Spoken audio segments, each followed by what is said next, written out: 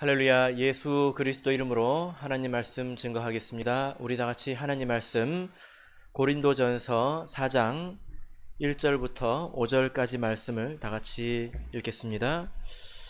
고린도전서 4장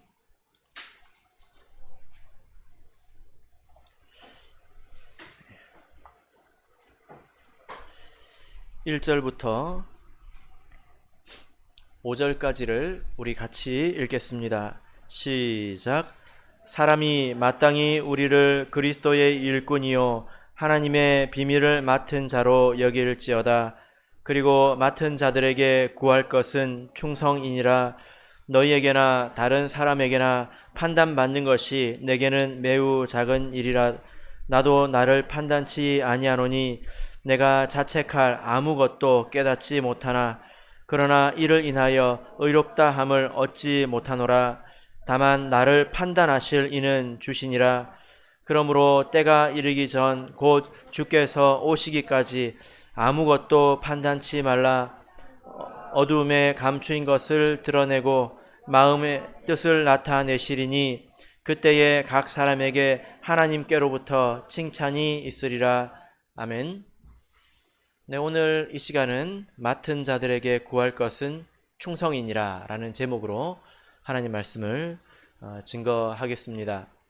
요즘 텔레비전을 보면 유행하는 프로그램의 형식이 바로 오디션이라는 건데요.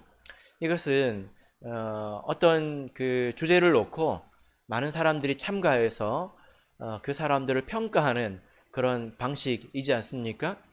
세상적으로 보자면 그 안에 긴장감이 있고 또 간절함이 있고 또 감동이 있기 때문에 사람들이 이 부분을 아주 좋아하는 것 같습니다. 이런 것이 세상의 하나의 큰 문화이고 또 축인데요. 지금 이 시대는 평가의 시대라고 해도 이제 과언이 아니겠습니다.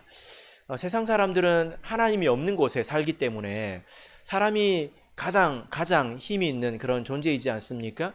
그러니까 사람을 능력 있는 사람에 대해서 기대하고 각 사람의 능력이 어떠한지를 평가하는 것이 굉장히 익숙해져 있습니다.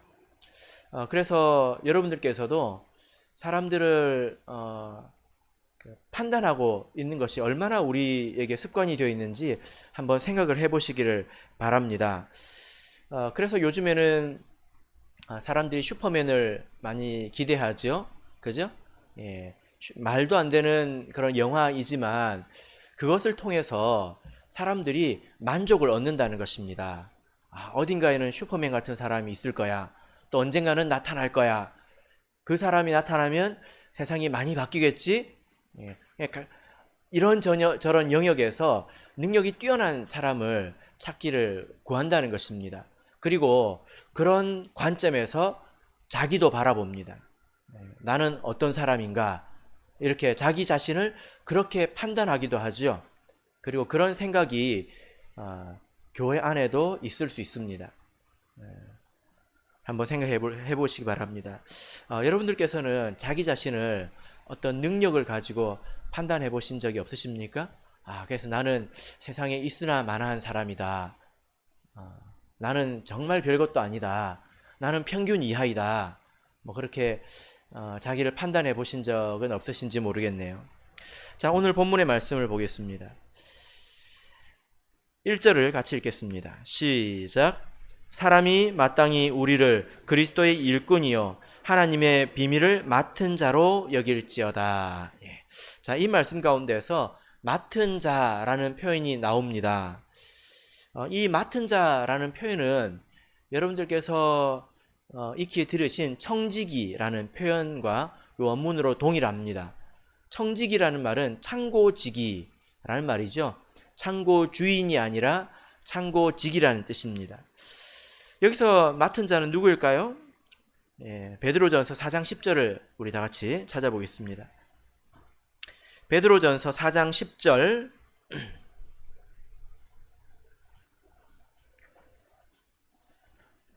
베드로전서 4장 10절 말씀을 우리 같이 찾겠습니다.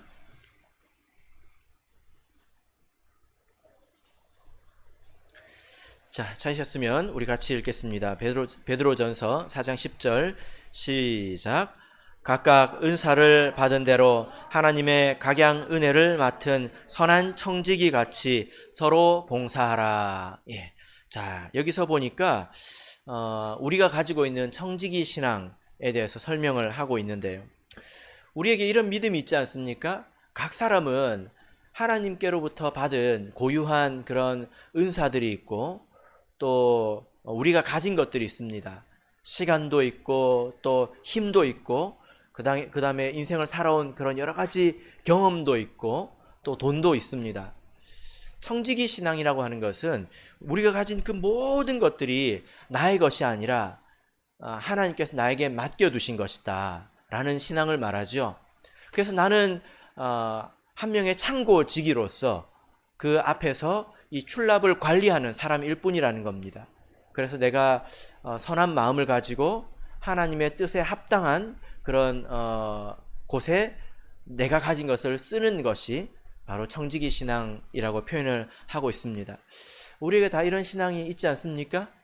그리고 여러분들 아무것도 없는 분은 안 계시죠? 적어도 지금 생명이 있지 않습니까? 그죠? 예. 그리고 시간이 있지 않습니까? 예. 또 기도할 수 있는 무릎이 있지 않습니까? 예. 우리가 가지고 있는 많은 것들은 하나님께서 우리에게 맡겨두신 것입니다. 그래서 나에게 무엇이라도 있다면 나는 청지기가 되는 거지요. 그죠? 예. 그래서 우리는 모두 다 맡은 자입니다. 또 청지기입니다. 그런데 오늘 고린도 전서에서 말씀하고 있는 청지기는 조금 특별한 면이 있습니다. 왜냐하면 우리가 1절을 다시 보시면 사람이 마땅히 우리를 이라고 말하고 있기 때문입니다. 여기서 말하는 사람은 성도를 말합니다. 그러면 여기서 우리는 누구를 말할까요? 네. 성도들이 우리를 이렇게 여기라 이렇게 말하고 있습니다. 세상 사람들이 우리 성도를 이렇게 여긴다는 게 아니라 우리 모든 성도들이 우리를 이렇게 여기라 이렇게 말하고 있는데, 여기서 말하는 우리는 이제 앞을 보면 나와 있어요. 우리가 일주일에 한 번씩 고린도전서 말씀을 배우니까 배우고 잊어버리고 하다 보니까 좀 어렵게 느껴질 수 있는데, 쭉 읽어보면 이 우리는 아주 간단합니다. 3장을 보시면 3장 6절을 보실까요? 3장 6절을 보시면 고린도전서 3장 6절을 보시면 나는 심었고 아볼로는 물을 주었으되, 우리에는 적어도 바울은 포함되겠죠? 그리고 아볼로가 등장합니다. 9절을 보겠습니다. 9절을 같이 읽어보겠습니다. 시작. 우리는 하나님의 동역자들이요 너희는 하나님의 밭이요 하나님의 집이니라.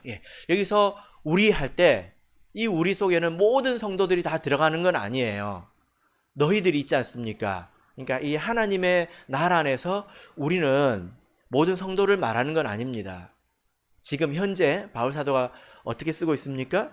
자, 3장 22절을 보면 바울이나 아볼로나 게바나 이렇게 말하고 있습니다. 자, 여기서 말하는 게바는 누구일까요? 베드로이죠. 베드로. 예, 그렇습니다. 그러니까 여기서 말하는 우리라는 이 범위는 바울을 포함해서 아볼로 또 베드로 이런 사람들을 말하는 거예요. 이 사람들의 특징이 무엇입니까? 공통점이 무엇입니까? 전임 사역자들을 말합니다. 전임. 그러니까 지금으로 보자면 목회자, 성경시대의 사도, 그리고 일꾼들, 그리고 지금은 목회자를 말하는 것입니다. 그래서 우리가 모두가 다 청지기입니다.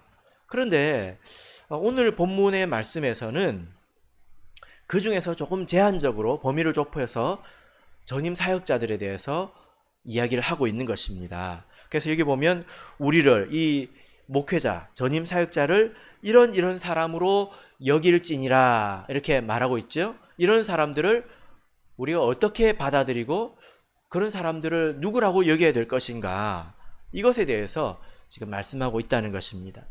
자, 1절을 보시면 첫 번째로 이런 사람들을 누구로 여기라고 말하고 있습니까?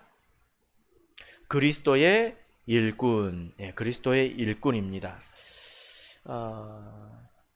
그리스도의 일꾼이라고 할 때 이 일꾼이라는 말의 어원을 찾아보면 여러분은 그리스도의 일꾼 하면 머릿속에 어떤 이미지가 어떤 그림이 떠오르시는지 모르겠습니다. 그리스도의 일꾼 하면 기계 지고 있는 사람 뭐 그런 사람이 떠오르시나요? 아니면 뭐 회사에서 사무 보고 있는 그런 직원이 생각나십니까? 이 일꾼이라는 말의 어원을 보면 밑에서 노를 젓는 이런 뜻입니다. 그러니까 바울 사도가 이 성경에 이런 말들이 등장하는데 이런 말이 어떻게 이렇게 생겨났냐면 이 옛날 배는 모터로 가는 게 아니지 않습니까? 바람으로 그리고 밑에서 노예들이 이렇게 노를 저어서 가는 거지 않습니까? 그죠? 예. 그 밑에서 노를 젓고 있는 사람이라는 뜻에서 이 일꾼이라는 단어가 생성되었고 여러 가지 이렇게 쓰였다는 것입니다. 그러니까 옛날 사람들은 이 일꾼이라는 단어를 생각할 때 아마도 배 밑에서 단어가 그렇게 생겼기 때문에 배 밑에서 이렇게 노젓는 사람을 생각했을지 모르겠습니다. 보통 이 배 밑은 좀 뜨겁고 그리고 답답하고 바람도 잘 통하지 않고 이 노를 젓는다는 것은 굉장히 힘든 일이잖아요. 그죠? 예. 청주에 그 저수지가 하나 있는데요. 거기 오리배가 있습니다. 예. 애들이 한번 타고 싶다고 해가지고 갔는데요. 힘들더라고요. 저기 말만 하면 가지는 줄 압니다. 근데 사실은 그렇지 않지요. 천안에 있습니까? 예, 아마 이 일꾼에 대해서 경험을 해보고 싶다면 오늘이나 내일 한번 가셔가지고 뙤약볕 아래에서 한번 1시간 동안 저어보시길 바랍니다. 여기서 이 그리스도의 일꾼으로 여기라 라는 말의 뜻이 뭘까요? 이 사람들은 사업가가 아니라는 말입니다. 자기가 주인이 아니라는 말이죠. 그죠? 자기 일을 하는 사람들이 아니라는 겁니다. 다만 불리움을 받은 사람이라는 것입니다. 보통 이 배 밑에서 일하는 사람들은 자기가 손들어서 거기에 가서 일을 하는 것이 아니라 불려온 사람들이죠. 그죠? 그래서 하나님의 일꾼들은 우리라고 말하는 이 사람들은 자기 스스로 손들어서 제가 해보겠습니다. 이렇게 해서 된 것이 아니라는 것입니다. 어떤 사람이 자기가 뜻을 품고 그 일을 했다 하더라도 그 뜻으로 인해서 된 것이 아니라 하나님께서 부르셔서 된 것이다 라는 것이죠. 그래서 성경을 보면 그 바울 사도가 지금 이런 말을 하고 있지 않습니까? 바울 사도가 어떻게 사도가 됐습니까? 손들어서 됐나요? 아니면 시험을 쳤지요. 시험을 잘 봐가지고 사도가 됐잖아요. 아닌가요? 시험을 못 봐가지고 사도가 됐군요. 아닙니까? 그럼 뭡니까? 아무도 몰랐습니다. 하나님만 아셨지요. 하나님께서 다메섹 도상에서 그를 굴복시키시고 그를 부르셨습니다. 그래서 바울 사도는 자기가 사도가 되고 싶은 그런 뜻과 계획이 없었는데 하나님께서 부르셨습니다. 사도가 된 이후에 내가 이 한 몸 온 세계를 위해서 바치겠다 해가지고 세계 전도 여행을 나갔습니까? 내가 이런 깡촌에 머물러 있을 수 있냐? 어차피 사람 한 번 사는 것인데 내가 이렇게 살 수 있냐? 내 인생을 이렇게 끝낼 수 없다 해가지고 세계 전도 여행을 나갔습니까? 아니죠. 기도했습니다. 자기가 살던 고향에서.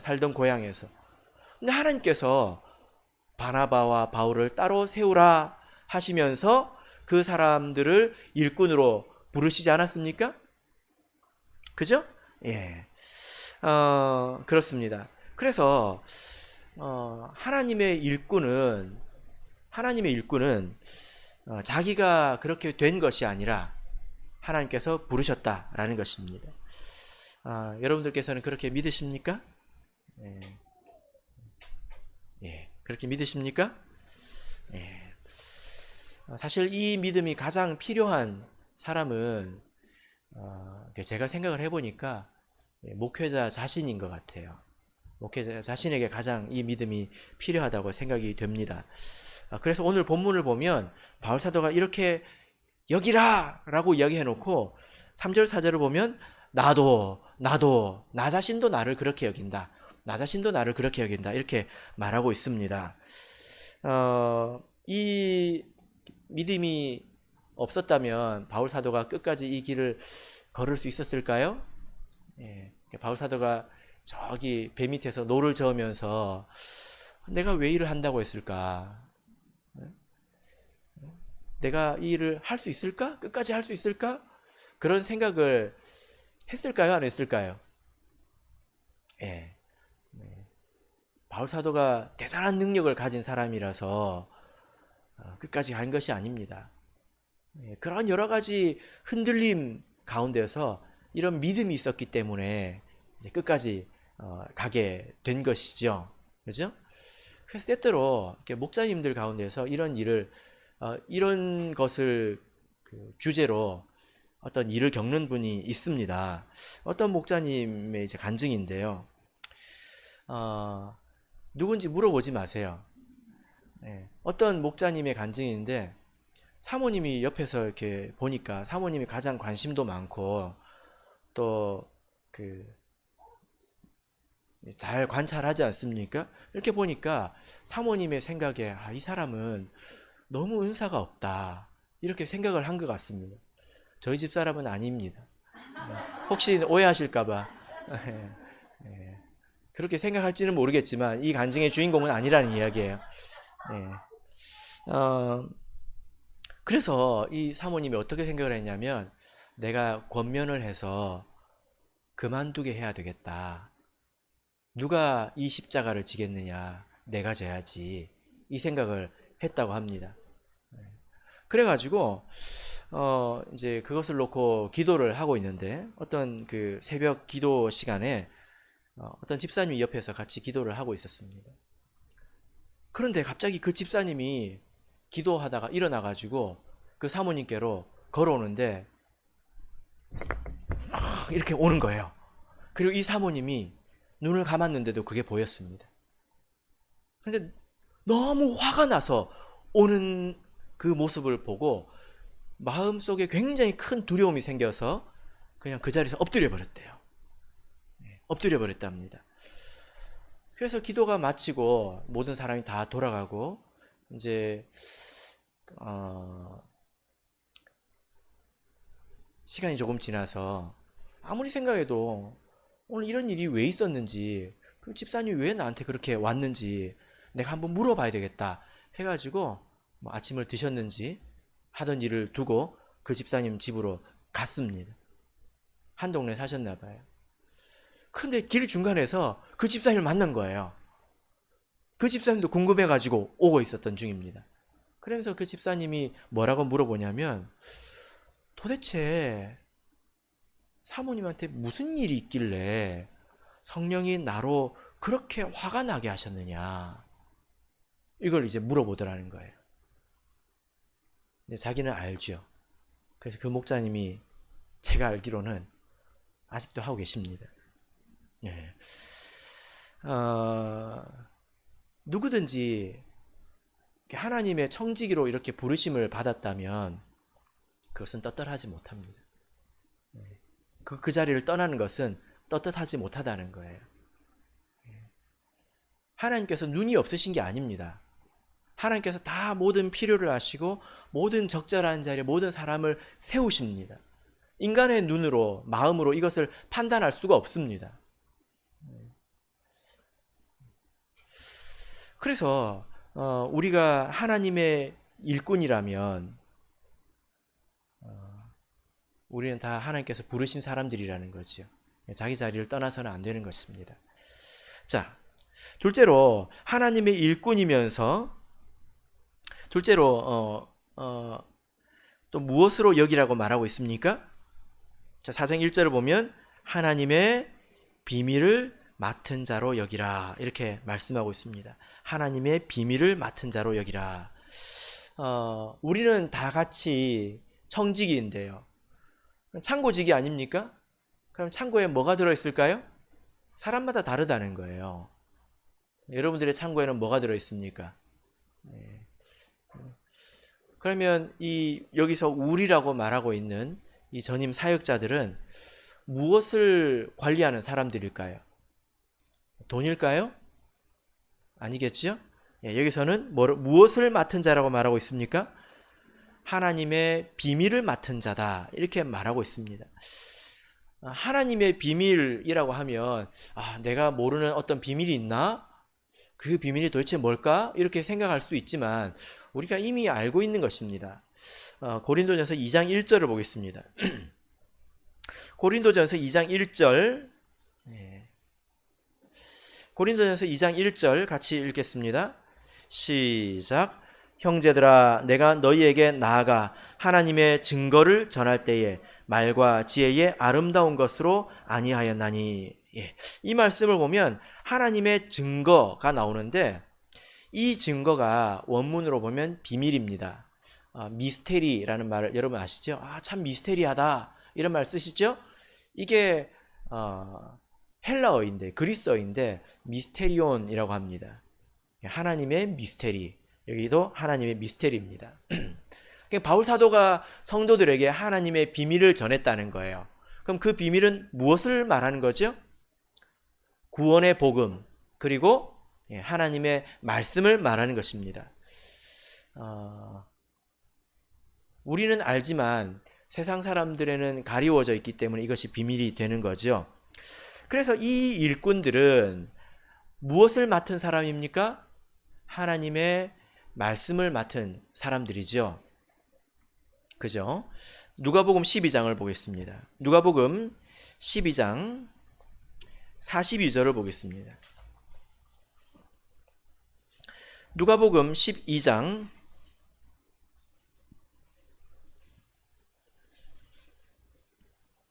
42절, 자, 같이 읽겠습니다. 시작. 주께서 가라사대 지혜 있고 진실한 청지기가 되어 주인에게 그 집 종들을 맡아 때를 따라 양식을 나누어 줄 자가 누구냐. 자, 여기 보면 여기에 등장하는 청지기는 무엇을 맡았습니까? 양식을 맡았어요. 근데 이 양식을 누구에게 나눠주고 있습니까?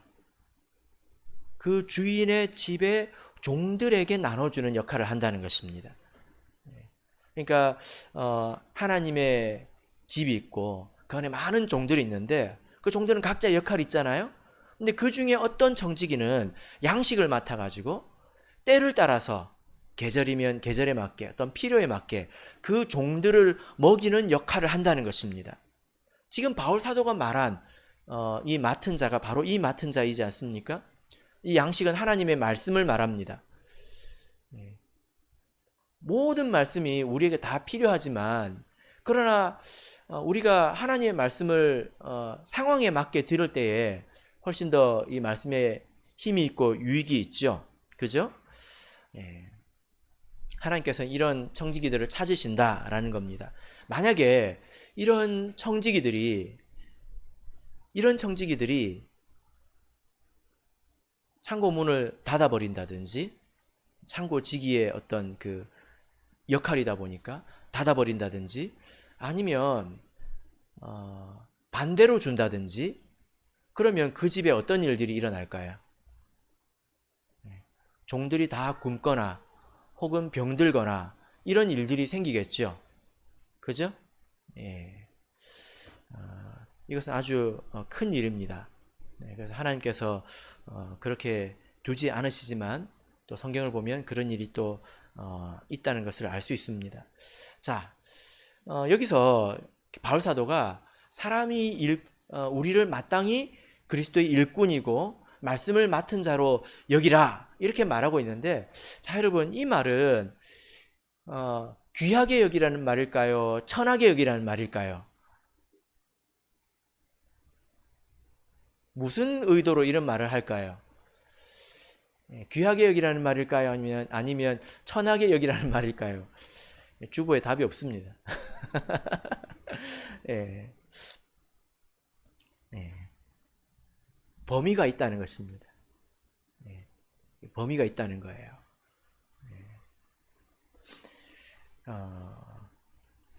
어떤 사람들은 이 일꾼들을 아무것도 아닌 것처럼 여기기도 하고, 어떤 사람들은 이 일꾼들을 하나님처럼 여깁니다. 이것은 둘 다 잘못된 것이죠. 그죠? 이 청직이라는 이 표현은 세상에서 말하는 리더가 아닙니다. 세상 사람들은 굉장히 그 리더를 원하지 않습니까? 리더가 어떤 뜻입니까? 이끌어주는 사람, 리더를 원하죠. 그죠?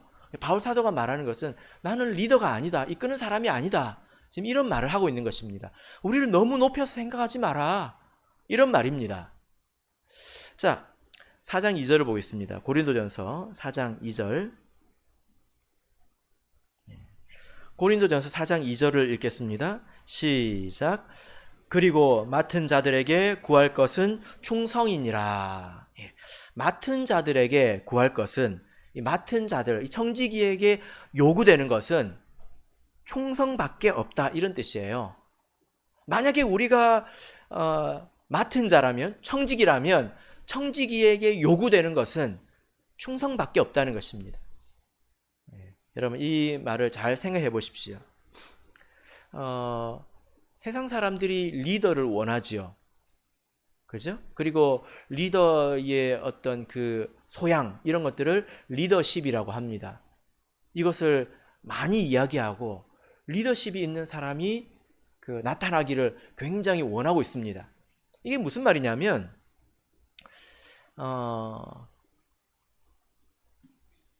이 리더는 어떤 사람이냐면, 사람들이 굉장히 다양하잖아요. 이런 생각, 저런 생각, 이런 고향, 저런 고향, 이런 필요, 저런 필요. 우리나라, 이렇게 작은 나라에도 사람들이 굉장히 다양하지 않습니까? 이런 사람들을 하나로 이끌어 갈 수 있는 자질이 있는 사람을 리더라고 합니다. 그렇게 이끌어가는 사람. 그러면 그런 사람들을 어떻게 이끌어갈까요? 무슨 재주로 그런 사람들을 하나로 이끌어갈까요? 답은 미래에 있습니다. 지금으로 보자면 다 다르지만, 미래에는, 저기 미래에는 이런 것이 있다. 그럼 우리 모두에게 유익하다. 그럼 사람들이 그 말을 듣고 마음이 미래에 가게 되면 사람들이 지금의 이 그 차이, 이런 것들을 떠나가지고 사람들이 뭉치기 시작합니다. 그렇게 해서 한 방향으로 가게 되지요. 그렇게 이끌어가는 사람을 리더라고 하고, 그런 사람의 자질을 리더십이라고 합니다. 세상에 보면 리더십에도 굉장히 다양한 종류가 있는데, 저 사람은 참 리더십이 있고 훌륭한 리더인데 저 사람을 연구해서 우리가 좀 배워보자. 그래서 리더십에 대한 책들도 굉장히 많이 나와 있습니다. 서점에 가보시면 이런 리더십, 저런 리더십, 여러분 많이 들어보셨죠? 예. 혹시 뭐 섬김의 리더십 이런 거 들어보셨습니까? 예. 섬김의 리더십. 보통 리더는 이끌어가는 사람이고, 까라면 까. 예. 뭐 전투 중에 중대장이 불복종하면 총으로 쏘고, 예. 이끌어가는 그런 생각이 있었는데, 나중에 시대가 흘러서 보니까 훌륭한 리더는 섬기더라는 거예요. 밑에 있는 사람들을. 그래서 그 사람들을 하나로 이끌어 가더라는 것입니다. 예. 그래서 요즘엔 대통령도 섬기려는 자세가 보여야 사람들이 좋아해요. 그죠? 그죠? 예. 예. 또 여러분 혹시 코칭 리더십 이런 거 들어보셨습니까? 코칭 리더십. 코치는 어떤 사람이에요? 국가대표 코치하고 국가대표하고 탁구를 치면 누가 이길까요? 국가대표가 이기겠죠. 국가대표 코치가 이기면 코치가 올림픽을 나가야죠. 코치는 뭐 하는 사람입니까? 능력이 좀 떨어지더라도 사람들의 그 자질을 그 깨워주는 사람, 껍질을 벗겨주는 사람. 그래서 그런 사람들이 비록 이제 좀 능력이 떨어진다 하더라도 훨씬 더 유능한 사람들을 그 이제 활용하지요. 이런 사람, 이런 리더십을 코칭 리더십이라고 합니다. 혹시 펀 리더십 들어보셨습니까? 이게 재미라는 뜻이거든요.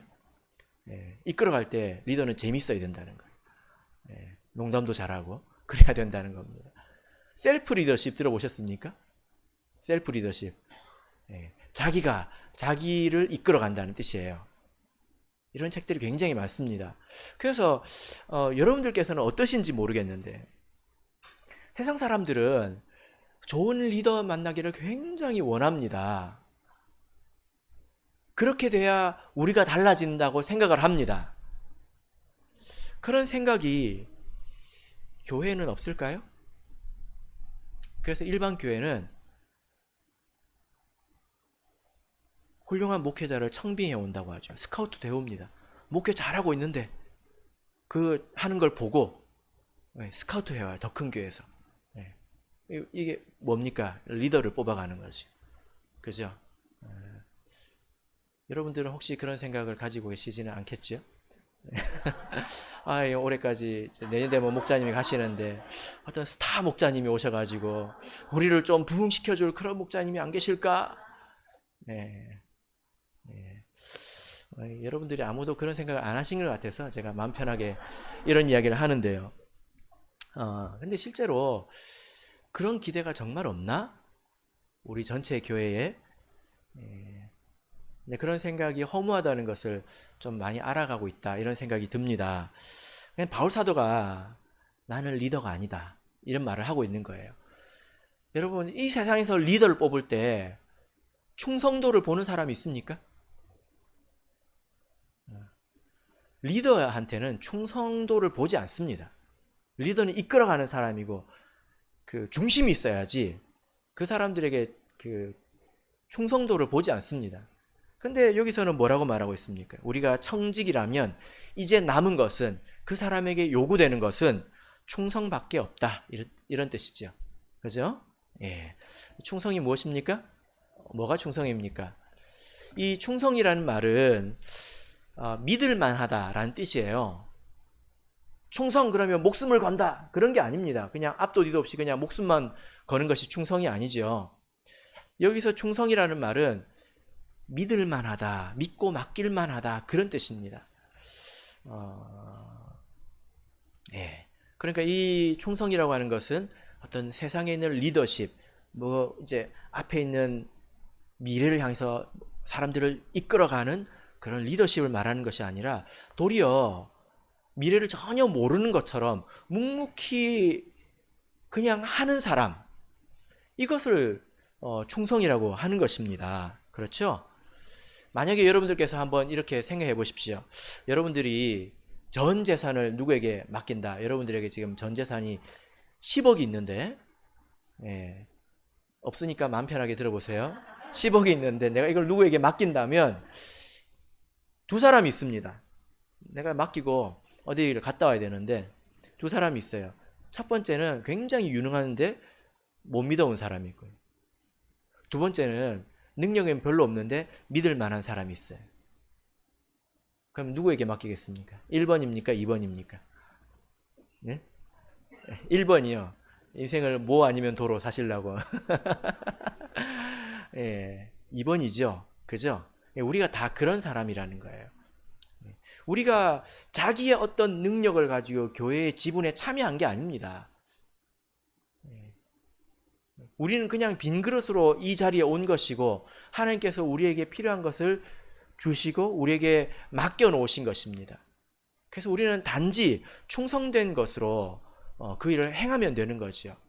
그래서 여러분, 여기서 우리라고 하는 이 말씀을 맡은 일꾼에게 가장 필요한 것은 무엇이겠습니까? 그들에게 요구되는 충성이라는 것은 무엇이겠습니까? 말해야 될 때 말하는 것입니다. 그죠?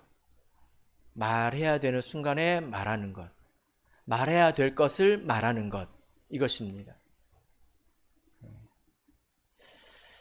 구약을 보면 이스라엘 시대에 왕들이 많이 등장하지 않습니까? 뭐 남유다, 북이스라엘 거의 이제 20명이 가까운 왕들이 쭉 등장하는데요. 이 왕들에 대한 평가가 있습니다. 이 왕은 다윗과 같았다. 이 왕은 악한 누구 왕과 같았다. 이런 평가들이 있지 않습니까? 그 중에 최고의 평가가 뭐냐면 산당을 없앴다. 이 평가입니다.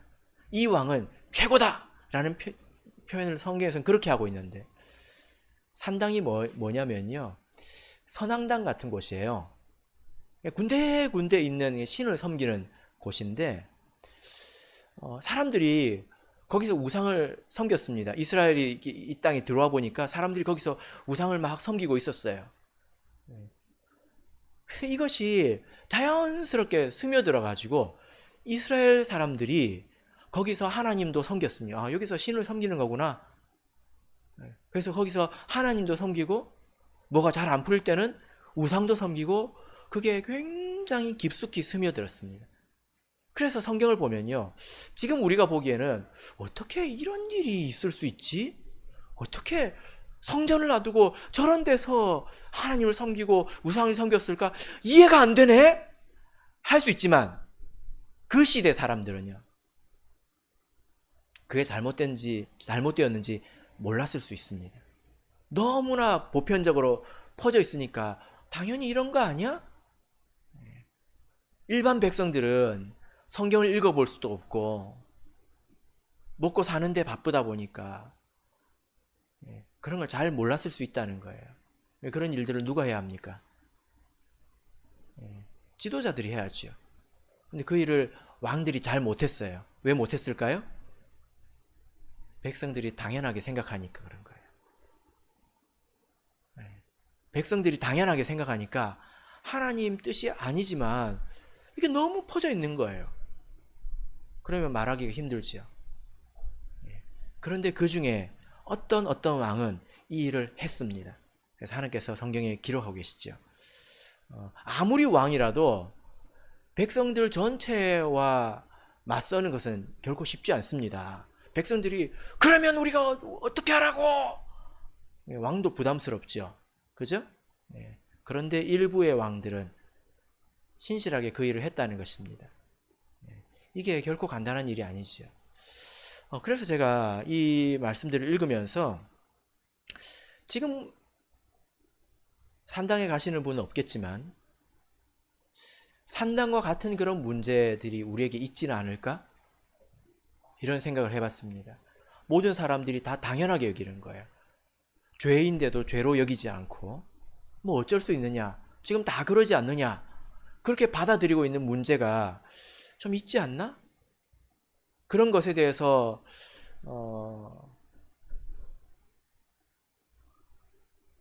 말하고 있는가?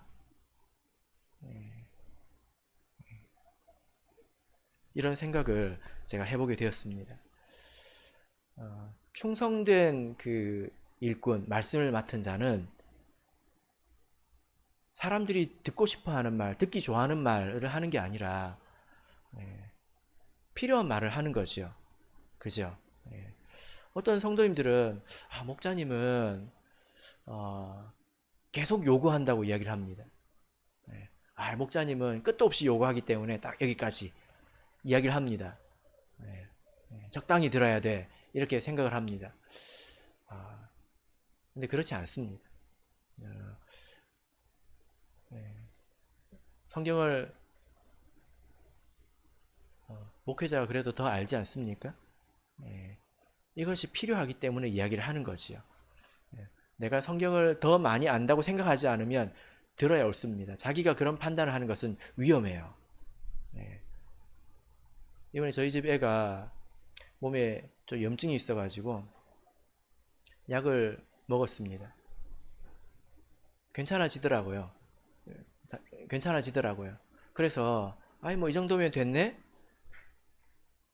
하고 안 가려고 하길래 그래도 한 번 더 가봐라. 제가 이야기를 했습니다.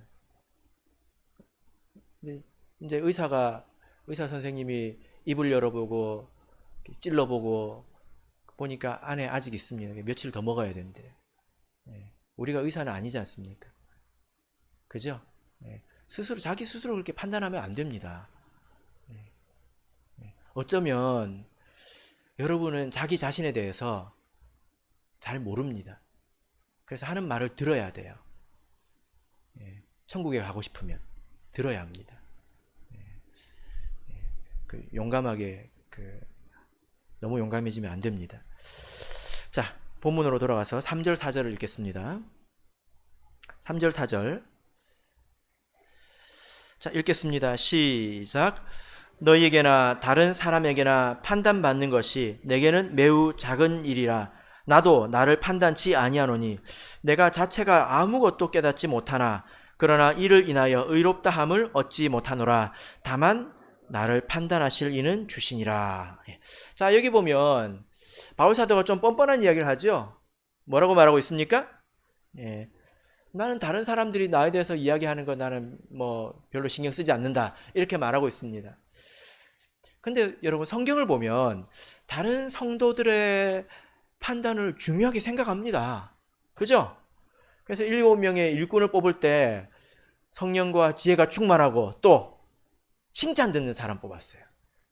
보편적으로 사람들에게 인정받는 사람이 맞아요. 그죠? 그런데 여기서 사람들이 뭐라고 해도 나는 신경 쓰지 않는다, 이렇게 말하고 있습니다. 좀 뻔뻔하지 않습니까? 그 뜻이 아니라요. 이게 무슨 뜻이냐면, 고린도 사람들이 인간적인 능력만 가지고 이러네 저러네 판단하는 것에 대해서 나는 신경 쓰지 않는다, 자기가 능력이 충만해서 그런 것이 아니라 비록 내가 능력이 없다 할지라도 그런 판단에는 신경 쓰지 않는다는 것입니다. 왜 그렇습니까? 능력이 있는 사람이 필요했다면 하나님이 그런 사람을 들어 쓰셨겠죠. 하나님이 나보다 눈이 없습니까? 나보다 시력이 나쁩니까? 그래서 여러분, 어디 나가서 이런 말 하지 마세요. 하나님이 내가 아니라 다른 사람을 세우셨다면 더 잘했을 텐데 내가 이 일을 맡아가지고 이런 말은 틀린 말입니다. 왜 틀린 말입니까? 하나님이 시력이 나쁘지 않습니다. 우리는 보지 못하지만 모든 것을 고려했을 때 최선의 선택을 하나님은 항상 하십니다. 그래서 그 자리에 나란 사람이 있다는 것은 이 자리에 내가 최선이라는 거예요. 내가 고려하는 인간의 능력이라고 하는 것은 많은 것들의 굉장히 일부에 지나지 않습니다. 그죠? 여러분들도 느끼셨을 텐데 능력은 많은데 성품이 좀 괴팍하면 능력에 의미 있습니까? 없죠. 그죠? 하나님께서 모든 것을 고려했을 때 그 자리에 가장 적합한 사람을 두신다는 겁니다. 저와 여러분 모두가 다 마찬가지입니다.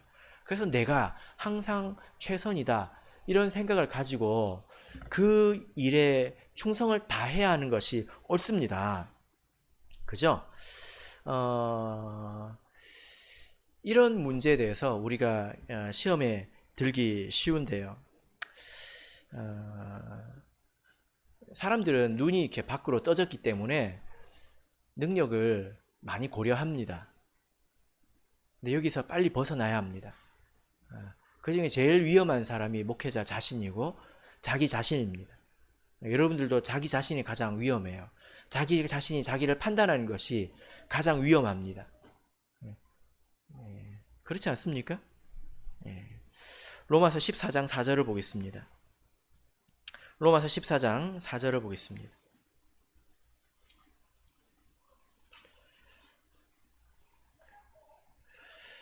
로마서 14장 4절 같이 읽겠습니다. 시작.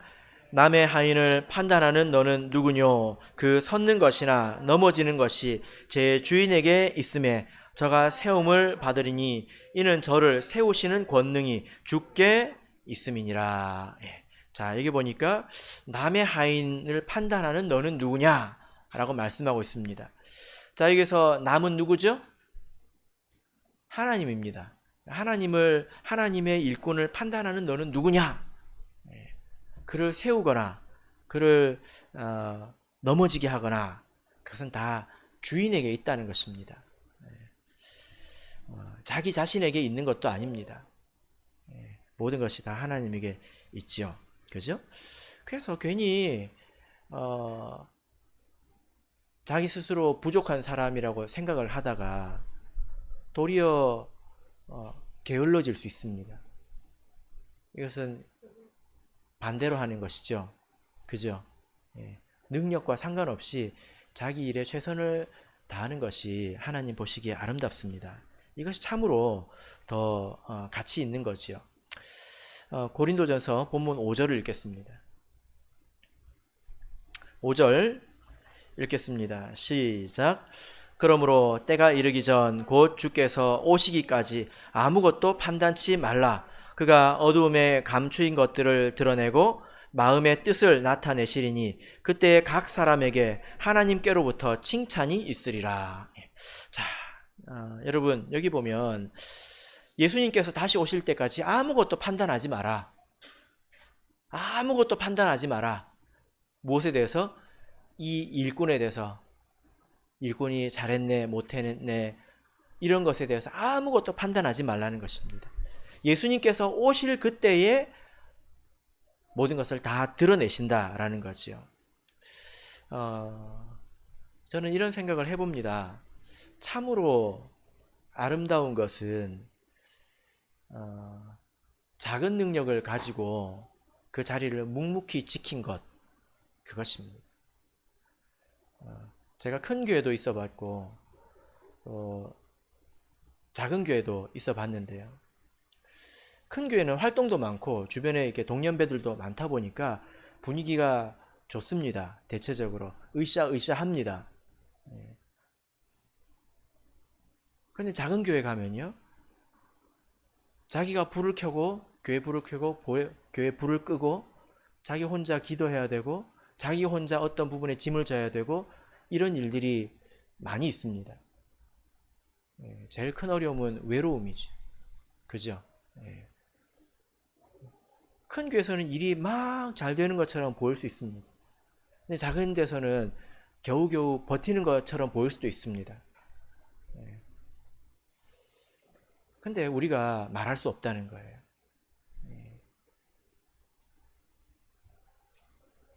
제가 이제 제 입장에서 생각을 해볼 때 무엇이 더 어려울까? 크고 활발한 교회 가면 목회자도 바쁘게 되고 그렇습니다. 그러면 그 분위기에 취해서 살아갈 수도 있습니다. 근데 더 어려운 것은요, 몇 명도 되지 않는 그런 교회에서 최선을 다해서 말씀을 진정성 있게 전하고 그들을 위해서 기도하고 그런 가운데서 기뻐하는 것, 이게 좀 더 어렵지 않나? 이런 생각을 하게 되더라고요. 보통 큰 교회 짐이 더 무겁다고 생각하지만 모를 일이라는 것입니다. 그래서 하나님께서도 성경에 보면 적은 능력을 가지고도 내 말을 지켰다 하고 칭찬하는 것을 볼 수 있습니다. 아무것도 우리가 판단할 수 없다는 것이지요. 그래서 마지막 그때가 되면 다른 사람들은 몰랐던 그때의 그 상황, 또 이럴 수도 없고 저럴 수도 없고 그때 고민했던 그 흔적, 기도했던 그 내용들, 그 가운데서 어떻게 자기 양심을 지켜왔는가, 어떻게 그 어려운 가운데서 그렇게 애를 써왔는가, 이것을 하나님께서 다 드러내시고 그 가운데서 상을 주신다는 것입니다. 말씀의 결론 맺겠습니다. 사람들은 능력을 중요하게 생각을 하지요. 그죠? 그래서 큰 곳에서 큰 일을 하면 큰 사람이라고 생각을 합니다. 그렇지 않습니다. 우리는 리더가 아닙니다. 이끌어가는 사람이 아닙니다. 그래서 자기에게 주어진 그 일에 대해서 최선을 다해서 맡기신 기간 동안 충성을 다하면 그뿐인 사람들에 불과한 것이죠. 그러나 그것이 또 존귀한 것입니다. 바라옵기는 저와 여러분께서 맡은 일에 이렇게 묵묵히 충성하시기를 예수 그리스도 이름으로 축복합니다.